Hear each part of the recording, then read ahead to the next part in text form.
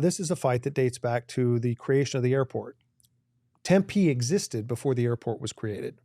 And as the airport expanded, it began to fly aircraft over old neighborhoods in Tempe. And that's where I kind of got invited to the party.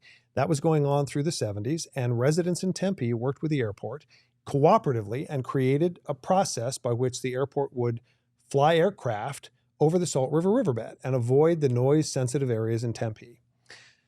That continued until the early 1990s when Mayor Giuliano was on the council, and the city of Tempe had to sue the city of Phoenix because it was going to build a third runway and would not agree that that new third runway, which is on the south side, would be constrained by the same rules that had been put in place for the existing two runways.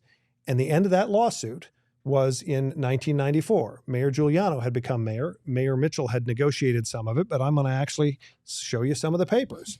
What we have is an agreement that Mayor Giuliano signed in September of 1994. And that agreement said that Sky Harbor and Tempe agreed that Sky Harbor would continue to fly aircraft, including from the new third runway, down the Salt River riverbed and avoid houses. It also said, and this is the controversial point, according to the city of Phoenix, there's a section in it that says, quote, Tempe and Phoenix agree to take all actions necessary consistent with applicable laws and regulations to implement land use management strategies recommended in a specific document. And that document was put together in 1989. This is now 1994. It's a document that typically got upgraded every 10 years. Well, Sky Harbor had to upgrade it again in 1999 because the new runway opened. And that document was about how much noise is created and where. That's what this says, that we'll all do that. But it says that Tempe and Phoenix will, consistent with all rules and regulations, apply land use planning strategies. Well, now here we have a project. It's not the first project where Sky Harbor's raised some issues. They say, if you don't do what we say, we're going to move our aircraft flights and fly them over other people's houses just because we're angry.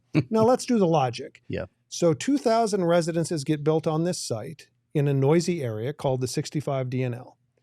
To spite Tempe, Sky Harbor sends out 100,000 flyers that tell people, your house currently isn't being overflown by aircraft, but we're going to fly aircraft over your houses because we don't want to fly over these 2,000 residents here. So residents who know there are aircraft there, who go into apartments or condos after they've signed an agreement saying, I know there are aircraft above us, as if you can't tell just by looking up, they are legally restricted. They're going to be protected by the airport out of spite, and people who have been in Tempe for hundreds of years are now going to get overflown. That makes no sense at all. But moreover, they can't do it because legally, it's not this agreement, this silly agreement that says where the aircraft fly. It's this federal order. The FAA entered an order in 1994 at Mayor Giuliano's final sign-off with a letter, Dear Mayor Giuliano. And it then goes on to explain, attached is the final order that says aircraft will all have to fly down the Salt River riverbed. That's not Sky Harbor getting to choose that. That's the federal government saying that's where aircraft will fly. Now, Mayor Giuliano's right. I don't want to see the airport damaged. I'm not about destroying an important asset.